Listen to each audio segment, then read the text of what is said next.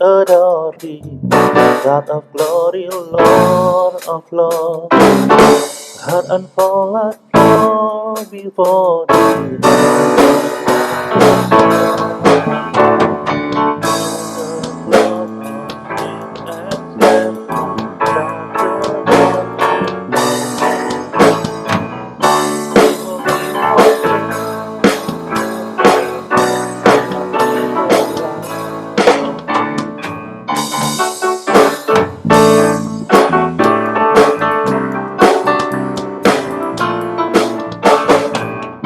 Joyful, joyful, we adore thee, God of glory, Lord of love.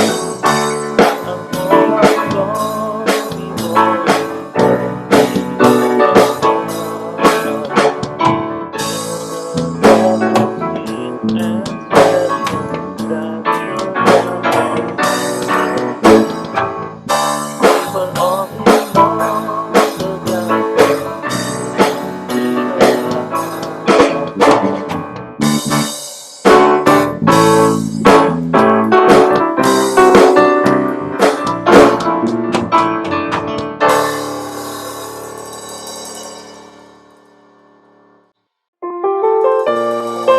Yesus telah lahir buat kita, menebus dosa-dosa kita semua. Mari kita angkat pujian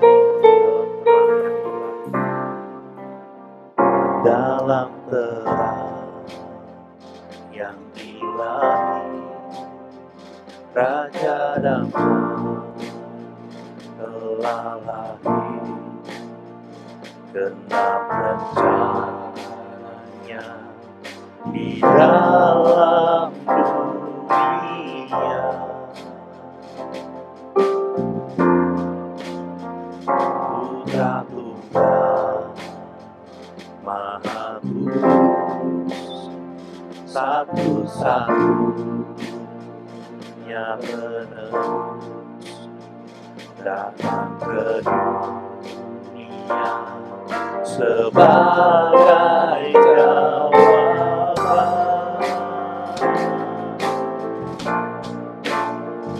Juru selamat dunia, Kristus Tuhan, Dia firman yang jadi manusia, bawa pengharapan bagi kita, terima kehidupan yang kekal. Al-Masih Maha Mulia, penuh kuasa sempurna, sungguh layak terima segala pujian.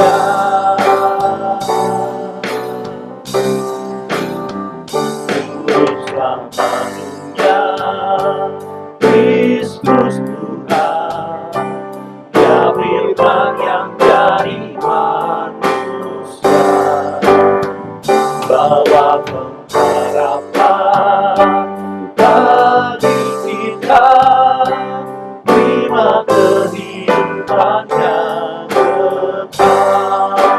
Juru selamat dunia, Kristus Tuhan, Dia firman yang jadi manusia, bawa pengharapan bagi kita, terima kehidupan yang kekal, terima kehidupan yang kekal, terima kehidupan yang kekal.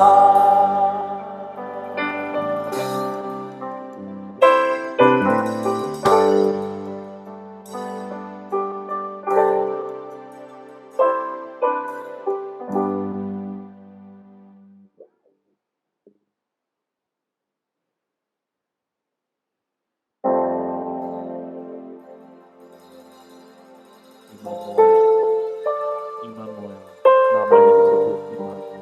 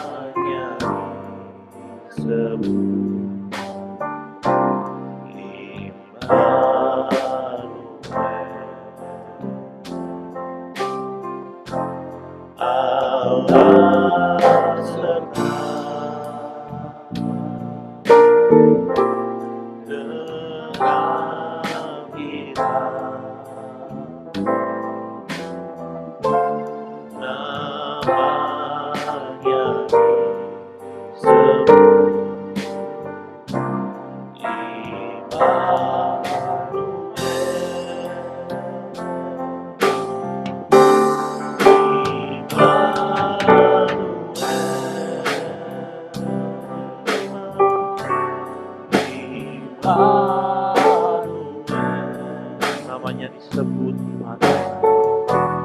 Namanya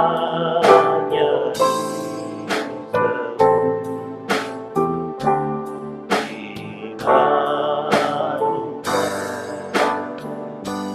Rasa kepada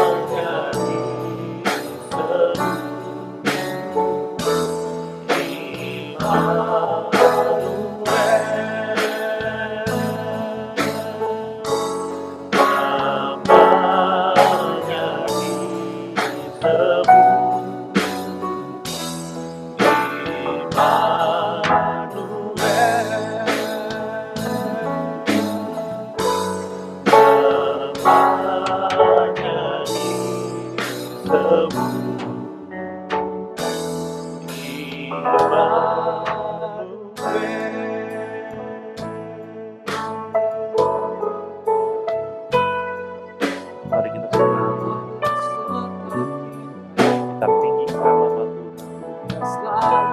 Dia datang ke dunia ini untuk menebus manusia. Ya Allah, Immanuel, Allah yang selalu bersama dengan kita. Mari kita tinggikan, muliakan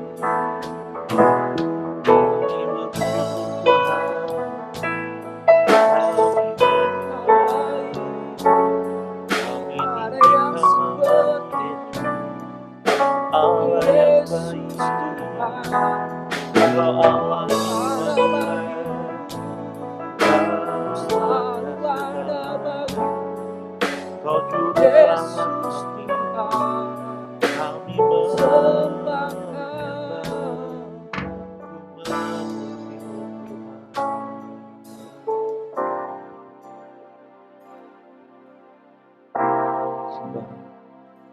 sembah dan puji, sembah dan puji Dia, sembah dan puji Dia Sang Raja.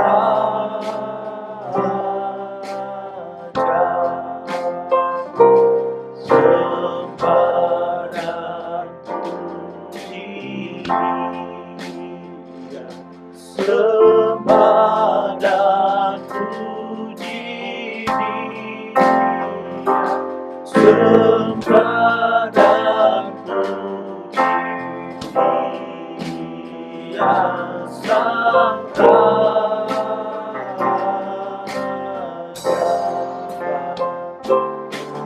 Sembah dan puji Dia, sembah dan puji Dia,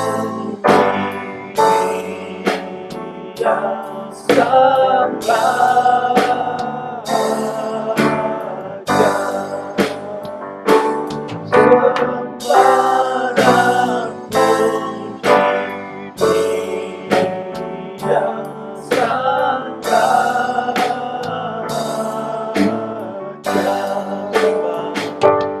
Sembah dan puji Dia Sang Raja.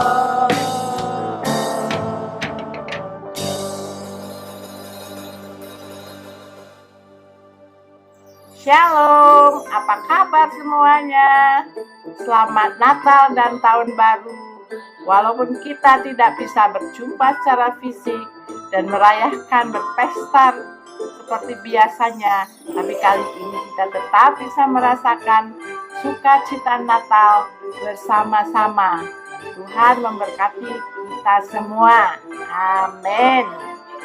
Shalom, saya Stephen dan sekeluarga mengucapkan selamat hari Natal, dan kiranya damai sukacita menyertai kita semua.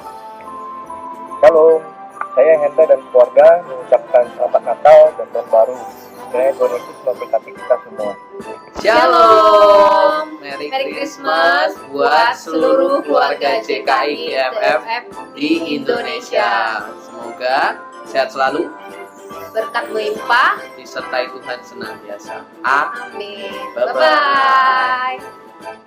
Selamat Natal dan Tahun Baru untuk kita semua. Semoga di Natal ini Tuhan selalu menyertai kita. Terima kasih, Tuhan Yesus memberkati.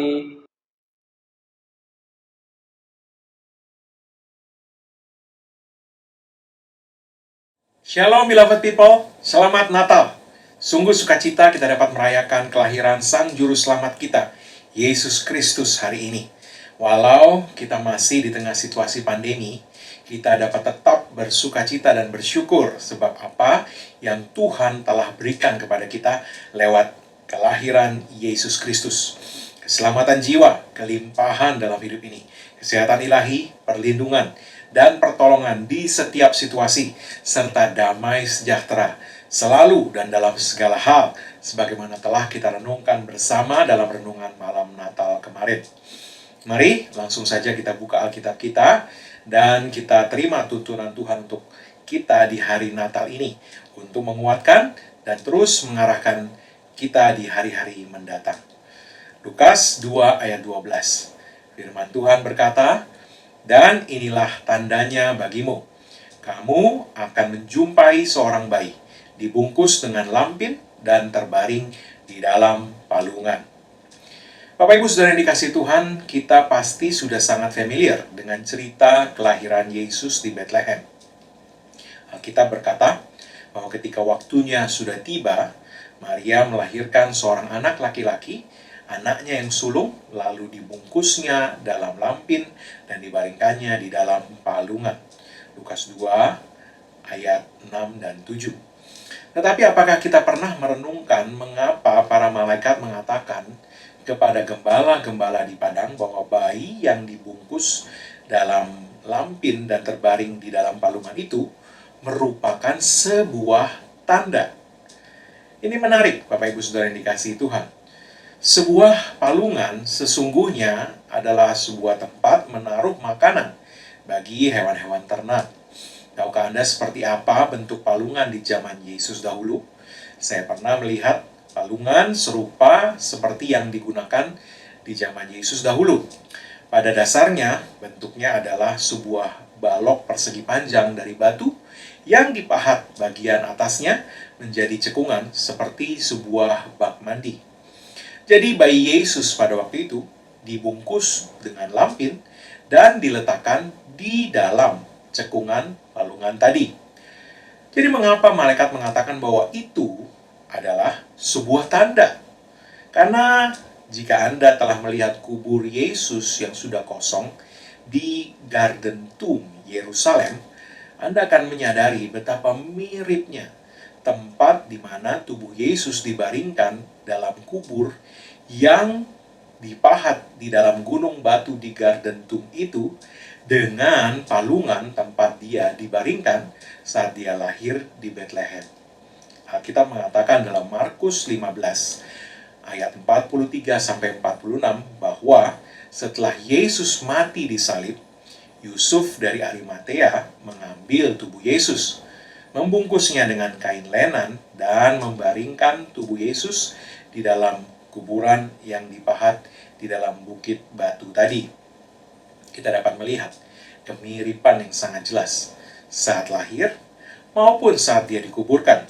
Tubuh Yesus dibungkus dengan kain dan dibaringkan di dalam sebuah batu berbentuk kotak persegi yang dipahat membentuk cekungan seperti bak mandi. Itulah yang disebut oleh malaikat tadi sebagai tanda. Tanda pada saat kelahiran Yesus itu menunjuk kepada peristiwa kematian Yesus. Apakah kita menyadari bahwa Yesus adalah satu-satunya bayi yang dilahirkan dengan satu tujuan, yaitu untuk mati demi menebus umat manusia dari dosa? Tidak ada satupun bayi lain yang lahir dengan cita-cita, kalau saya dapat katakan demikian, untuk mati demi sesuatu atau seseorang. Hanya Yesus yang demikian. Yesus sendiri menyadari dan mengatakan hal ini, dan dia dengan rela melakukannya. Yohanes 6 ayat 38 mengatakan, sebab aku telah turun dari sorga, bukan untuk melakukan kehendakku, tetapi untuk melakukan kehendak Dia yang telah mengutus aku. Yesus melakukannya dengan sukarela, karena Dia mengasihi kita. Dan kita tahu bahwa kehendak Bapa adalah menyelamatkan kita melalui penebusan yang Yesus lakukan di kayu salib. Jadi, Yesus sangat menyadari bahwa kelahirannya memiliki satu tujuan utama, yaitu untuk mati di kayu salib demi menebus umat manusia dari dosa dan maut yang merupakan hukuman dosa. Dan Yesus dengan sepenuh hati, dengan penuh kasih, dan dengan penuh kerelaan menjalani kehidupannya selama 33 tahun untuk menuju satu titik di mana dia akan mati disalibkan di bukit Golgota demi menebus kita dari dosa dan hukumannya. Begitu Anda menyadari hal ini, Anda akan menyadari betapa Allah Bapa sangat mengasihi Anda. Anda akan menyadari bahwa Bapa menyerahkan anaknya yang sangat dikasihinya untuk satu tujuan itu, yaitu supaya anaknya dengan kerelaan hatinya sendiri datang untuk mati bagi dosa Anda dan saya. Bapak Ibu yang dikasihi Tuhan, dapatkah Anda membayangkan bagaimana rasanya menjalani kehidupan selama puluhan tahun dengan pengetahuan bahwa Anda hanya sedang menjaga hidup Anda agar siap untuk mati disalibkan demi menyelamatkan umat manusia? Entah seperti apa rasanya menjalani kehidupan seperti itu. Tapi itulah kehidupan yang sudah dijalani Yesus semenjak dia lahir sampai dia mati di kayu salib. Biarlah kita selalu mengingat dan menyadari setiap kali kita merayakan Natal, bahwa Natal yang kita rayakan itu adalah hari kelahiran satu-satunya pribadi yang lahir untuk menjalani hidupnya menuju satu tujuan, yaitu dengan rela menyerahkan nyawanya disalibkan di Bukit Golgota. Yesus lahir untuk menyerahkan dirinya sebagai korban agar kita dapat hidup dan menikmati kehidupan dalam kelimpahan hari ini. Haleluya. Yohanes 10 ayat 28 sampai 30, Yesus mengatakan, "Dan aku memberikan hidup yang kekal kepada mereka, dan mereka pasti tidak akan binasa sampai selama-lamanya, dan seorang pun tidak akan merebut mereka dari tanganku. Bapakku yang memberikan mereka kepadaku lebih besar daripada siapapun, dan seorang pun tidak dapat merebut mereka dari tangan Bapa." Bapak Ibu Saudara yang dikasihi Tuhan, hari Natal ini mungkin ada di antara Anda yang sedang berada dalam keadaan yang sulit. Izinkan saya hari ini menyampaikan pesan Tuhan kepada Anda. Jangan putus asa. Ingatlah laut merah yang sudah pernah dibelah Tuhan untuk Anda sepanjang hidup Anda sampai saat ini. Ingat kembali bagaimana Tuhan sudah pernah menolong Anda dahulu, membebaskan Anda dari Firaun yang dahulu pernah menindas hidup Anda.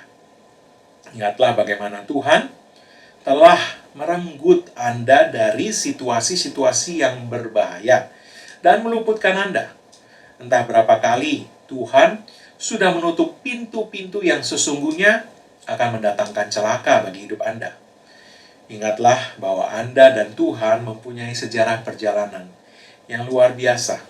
Anda telah melihat kasih karunia dan kemurahannya dicurahkan kepada Anda, bukan hanya satu kali, tapi berulang kali, lagi dan lagi dan lagi selama hidup Anda sampai hari ini. Itu sebabnya, sebagaimana saya sampaikan dalam renungan malam Natal kemarin, Anda perlu bangkit dalam iman dan memantapkan langkah Anda dan mendeklarasikan kepada kanker atau penyakit apapun itu, kamu tidak bisa menghabisi saya. Tuhan yang memanggil apa yang tidak ada menjadi ada itu, dialah yang berkuasa atas umur dan nyawa saya. Dan dia telah berfirman, aku akan mengenyangkan kamu dengan panjang umur, dan tidak ada senjata yang ditempa terhadap kamu yang akan berhasil. Bangkit dan deklarasikan kepada depresi, kecemasan, keraguan, apapun yang menekan Anda. Katakan, kamu tidak bisa menghabisi saya. Tuhan sudah berfirman bahwa saya akan menyelesaikan pertandingan sebagai orang yang lebih dari pemenang dan penuh sukacita, sebab sukacita Tuhan adalah kekuatan saya. Bangkit dan jangan kecil hati, karena ada orang yang berusaha menjatuhkan Anda atau memfitnah Anda. Ingat, mereka tidak mengendalikan destiny Anda. Mereka juga tidak bisa menghentikan rancangan Tuhan atas hidup Anda. Nah, kalau pikiran negatif datang dan berusaha membuat Anda takut, deklarasikan dengan keberanian iman. Kamu tidak tahu siapa yang sedang kamu hadapi. Saya adalah anak dari Yang Maha Tinggi. Kamu tidak bisa menghabisi saya. Saya sudah menang, bahkan lebih dari itu. Bapak Ibu Saudara yang dikasihi Tuhan, dalam perjanjian baru diceritakan bahwa Saulus pernah menjadi salah satu musuh terbesar gereja mula-mula dahulu. Suatu saat Saulus sedang menuju ke Damaskus dengan kuasa dari Sanhedrin untuk menangkap dan menganiaya para pengikut Yesus. Namun, para pengikut Yesus, orang-orang percaya di Damaskus, tidak mengetahui akan hal itu. Mereka tidak mengetahui bahwa Saulus sedang dalam perjalanan untuk menangkap dan menganiaya mereka dan menimbulkan banyak penderitaan dan kesusahan bagi mereka. Mereka tidak mengetahui satu pun dari hal-hal itu. Akan tetapi, sekalipun tidak ada yang mengetahui, di saat bahaya yang mengerikan itu semakin mendekat kepada mereka, tiba-tiba Tuhan bertindak. Suatu cahaya yang sangat terang bersinar dari langit tepat di atas Saulus. Cahaya itu begitu kuat sehingga Saulus terpukul jatuh ke tanah. Dalam sekejap mata, Tuhan telah menghentikan sang penyiksa umat Tuhan itu tanpa umat Tuhan mengetahuinya. Bahkan kejadian itu kemudian mengubahkan Saulus menjadi Paulus, sang rasul terbesar dalam sejarah kekristenan. Dapatkah Anda melihat bahwa tidak ada yang dapat menghentikan rancangan damai sejahtera Tuhan bagi hidup Anda? Yesaya 14 ayat 27 mengatakan, Tuhan berfirman, Tuhan semesta alam telah merancang. Siapakah yang dapat menggagalkannya? Tangannya telah teracung. Siapakah yang dapat membuatnya ditarik kembali? Bapak, Ibu, Saudara yang dikasihi Tuhan, Tuhan telah menyusun rancangannya untuk hidup Anda. Bahkan jauh sebelum Anda dilahirkan, rancangan itu sudah ada. Allah telah merencanakan hari-hari hidup Anda, runtutan kejadian. Seperti bayangkan runtutan adegan-adegan dalam sebuah film. Semua sudah dirancangkan Tuhan atas hidup Anda. Dan Tuhan juga telah merancangkan bagaimana endingnya bagi hidup Anda. Kalau ada yang bertanya, seperti apa adegan-adegan yang dirancang Tuhan dalam hidup Anda dan bagaimana ending dari seluruh rancangan itu? Kita dapat dengan mudah melihat itu jika kita membuka hati kita kepada suara lembut Roh Tuhan yang menunjukkan kepada kita bagaimana Allah menciptakan langit dan bumi semenjak mulanya. Perhatikan, di setiap hari penciptaan tersebut, segalanya berakhir dengan kalimat, dan Allah melihat bahwa semuanya itu baik. Bapak, Ibu, Saudara yang dikasihi Tuhan, semuanya itu baik. Dan kita melihat dalam firman Tuhan itu, bahwa yang disebut Allah sebagai hal yang baik, itu memang sungguh-sungguh adalah hal yang baik. Terang itu baik. Benda-benda penerang langit itu baik. Bumi yang subur dan dipenuhi dengan berbagai binatang itu baik. Laut yang kaya dengan berbagai makhluk hidup di dalamnya itu baik. Tidak ada kehancuran yang disebut Allah sebagai baik. Tidak ada kerusakan yang disebut Allah sebagai baik. Tidak ada sekalipun Allah menyebut kesakitan atau penderitaan sebagai kebaikan. Semuanya dalam penciptaan itu memang sungguh-sungguh baik. Dan karena itulah Allah berkata bahwa semua itu baik. Bahkan sangat baik. Jadi yang baik adalah memang baik. Dan semua yang tidak baik bukanlah berasal dari Tuhan.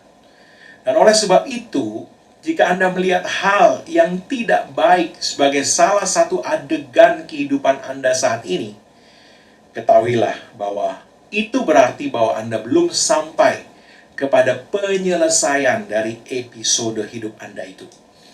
Akhir dari setiap episode kehidupan dalam rancangan Tuhan adalah selalu baik. Selalu sungguh amat baik. Dan apa yang disebut Allah baik adalah memang sungguh baik. Jadi, jika saat ini Anda melihat bahwa masih ada yang tidak baik dalam keuangan Anda, dalam kesehatan Anda, dalam keluarga Anda, jangan putus asa dan jangan kecil hati. Sebab rancangan Tuhan untuk Anda tidak berhenti di sana. Anda hanya melihat salah satu adegan dalam perjalanan hidup yang gemilang yang sudah dirancangkan Tuhan untuk Anda. Ketahuilah bahwa di adegan-adegan selanjutnya, kemurahan sedang datang kepada Anda. Terobosan sedang datang kepada Anda. Kesehatan ilahi sedang datang kepada Anda. kelimpahan sedang datang kepada Anda. Dan bahkan lebih lagi dari itu, Yesaya 14 ayat 27 tadi mengatakan bahwa ketika Tuhan semesta alam telah merancang, tidak ada yang dapat menggagalkannya. Jadi, ketika firman Tuhan berkata, Tuhan semesta alam telah merancang, siapakah yang dapat menggagalkannya? Sesungguhnya Tuhan sedang berkata, Akulah Allah yang Maha Kuasa, pencipta alam semesta. Aku telah merancang seluruh hidupmu sampai pada akhirnya. Tunjukkan kepadaku siapa yang mempunyai kuasa, yang dapat menyaingi aku, atau yang sanggup mengalahkan aku, sehingga dapat mengubah atau menghentikan rancanganku atas hidupmu. Ketahuilah, tidak ada seorang pun, tidak ada sesuatu pun, dan tidak ada kesusahan, situasi, atau tragedi apapun juga yang dapat mengubah rancanganku atau menghentikan aku menjalankan seluruh rencanaku yang baik atas hidupmu. Sebab akulah yang Maha Kuasa, yang memiliki keputusan akhir atas segala perkara. Itulah sebenarnya yang dikatakan Tuhan kepada kita. Jadi percayalah, sebagaimana Allah membuat segala rancangannya berjalan seluruhnya semenjak Yesus dilahirkan sampai kematian dan kebangkitannya dan kenaikannya. Demikian juga Allah berkuasa sepenuhnya menjalankan rancangan damai sejahteranya atas hidup Anda sepenuhnya sampai Anda melihat sebagaimana Dia firmankan bahwa semuanya itu baik, bahkan sungguh amat baik. Bayangkan sejenak, Yesus menjalankan misi untuk menghancurkan iblis dan segala pekerjaannya. Dari penindasannya terhadap umat manusia, betapa iblis akan melakukan segala-galanya di dalam kemampuannya untuk mencoba menghentikan Yesus. Tapi berhasilkah iblis? Tidak. Ingat, iblis akan melakukan jauh lebih banyak untuk menghentikan rancangan Allah terhadap Yesus daripada kepada siapapun juga di muka bumi ini. Jika iblis tidak berhasil menghentikan rancangan itu, dan Yesus berhasil melaksanakan seluruh kehendak Bapa, rancangan Bapa sepenuhnya digenapi dalam Yesus. Betapa iblis tidak akan pernah sanggup menghentikan rancangan Allah terhadap hidup Anda. Pada saatnya nanti, ketika setiap adegan dalam kehidupan Anda sudah Anda lihat, Anda akan menyadari bahwa sungguh Allah bekerja dalam segala sesuatu untuk mendatangkan kebaikan bagi Anda. Kesembuhan, kesehatan ilahi, kemenangan, keberhasilan, terobosan, promosi, kelimpahan. Dan bukan sekedar bermain kata-kata dan menyebut apa yang tidak baik sebagai kebaikan. Ingat, tidak ada yang dapat menghentikan Tuhan yang Maha Kuasa dalam menjalankan rencananya. Bapak Ibu Saudara yang dikasihi Tuhan, ingat, jika Yusuf tidak dikhianati oleh saudara-saudaranya dan dijual sebagai budak, serta difitnah dan dipenjarakan, maka dia tidak akan pernah sampai di istana Firaun dan diangkat menjadi raja muda Mesir. Semua yang dialami Yusuf pada mulanya adalah adegan-adegan yang menyusun rangkaian menuju ending yang gilang gemilang. Sesuatu yang kelihatannya merupakan kemunduran hari ini, sesungguhnya adalah Tuhan yang sedang menyusun strateginya di atas papan catur kehidupan menuju kemenangan skakmat Anda atas lawan-lawan Anda. Ingat ini. Ketahuilah bahwa Tuhan sedang mengerjakan rancangannya untuk Anda masuk ke dalam kepenuhan destiny Anda. Jadi, Bapak Ibu Saudara yang dikasihi Tuhan, sekalipun apa yang kelihatan saat ini belum sebagaimana yang kita harapkan, kita perlu menyadari bahwa ada hal-hal yang bahkan tidak kita ketahui yang sedang dikerjakan Tuhan di belakang layar untuk mendatangkan ledakan berkat, terobosan mukjizat, kelimpahan sukses ke dalam hidup Anda. Dan entah apa yang kita lihat saat ini, ketahuilah bahwa ada begitu banyak hal buruk lain yang telah dihindarkan Tuhan dari hidup kita tanpa kita pernah menyadarinya. Dan semuanya itu dikerjakannya demi menjalankan rancangan damai sejahteranya tadi atas kita. Entah berapa kali sesungguhnya ada kejadian-kejadian yang seharusnya menghabisi kita, yang telah diluputkan Tuhan dari hidup kita. Entah berapa kali Tuhan telah berdiri di depan Anda menghadang maut dan menghardik mereka dan berkata kepada mereka, "Tidak, dia adalah anakku, hentikan pekerjaan jahatmu terhadap dia." Dan tanpa Anda sadari, entah berapa kejadian, kecelakaan, tabrakan dengan truk trailer atau kecelakaan pesawat yang telah diluputkan Tuhan dari hidup Anda. Begitu banyak yang telah diluputkan Tuhan dari hidup kita tanpa kita menyadarinya. Bagaimana Tuhan telah menghentikan kanker, menghindarkan pengkhianatan, atau menghentikan penolakan dari menyentuh hidup Anda. Dan semuanya itu telah dilakukannya di belakang layar, tidak terlihat oleh kita. Tetapi semua itu telah dilakukannya, bahkan tanpa Anda menyadarinya, agar supaya rancangannya yang sungguh amat baik terlaksana dalam hidup Anda. Itulah kemurahan Tuhan bagi kita. Sama seperti ketika Allah memberikan Yesus untuk dilahirkan dengan tujuan mati di kayu salib untuk menebus kita dari hukuman kekal. Firman Tuhan berkata dalam Roma 8 ayat 32 dalam versi bahasa Indonesia sehari-hari. Dikatakan, anaknya sendiri tidak disayangkannya, melainkan diserahkannya untuk kepentingan kita semua. Masakan dia tidak memberikan kepada kita segala sesuatu yang lainnya? Bapak Ibu Saudara yang dikasihi Tuhan, semua itu dilakukan Allah karena Allah sangat mengasihi kita dan telah merancangkan rancangan yang sungguh amat baik bagi hidup kita. Dan Dia telah berfirman, Tuhan semesta alam telah merancang, siapakah yang dapat menggagalkannya? Tangannya telah teracung, siapakah yang dapat membuatnya ditarik kembali? Bapak Ibu Saudara yang dikasihi Tuhan, mari di hari Natal ini kita bersatu hati dan berdoa. Pejamkan mata Anda, angkat kedua tangan Anda kepada Tuhan. Bapa Surgawi yang baik, kami bersyukur kepadamu, karena Engkau telah memberikan anak-Mu yang sangat Engkau kasihi untuk menyelamatkan kami dan membawa kami masuk ke dalam rancangan damai sejahtera-Mu atas hidup kami. Hari ini kami juga sangat bersyukur karena Engkaulah yang berkuasa atas hari-hari hidup kami. Dan karena tidak ada yang dapat menghentikan Engkau dalam menjalankan rencana-Mu atas kami.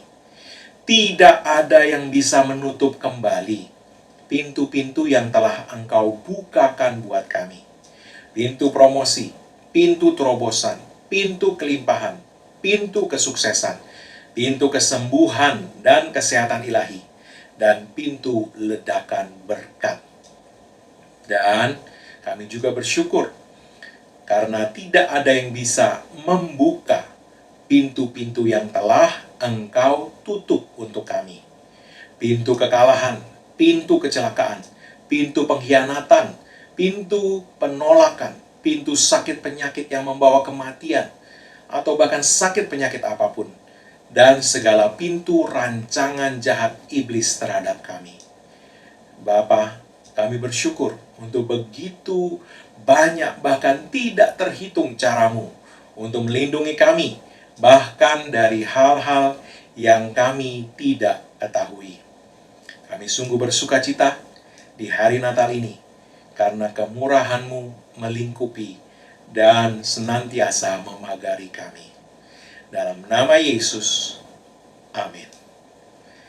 Bapak, Ibu, Saudara yang dikasihi Tuhan, izinkan saya sekali lagi mengucapkan Selamat Natal untuk Anda dan keluarga Anda. Di hari Natal ini, bersukacitalah dengan mengingat segala kebaikan Tuhan dan segala rancangan damai sejahteranya bagi Anda sekeluarga. Dan bersyukurlah kepadanya untuk penyertaannya dan perlindungannya atas Anda sekeluarga sampai hari ini. Bahkan dari hal-hal yang tidak Anda ketahui. Bahkan dari musuh-musuh yang tidak pernah Anda sadari. Dan bahwa Tuhan tidak pernah dapat dihentikan dalam menjalankan rancangan damai sejahteranya atas hidup Anda. Tuhan memberkati kita sekalian. Berkat dan sukacita Natal turun dan melimpahi kehidupan kita semua. Amin.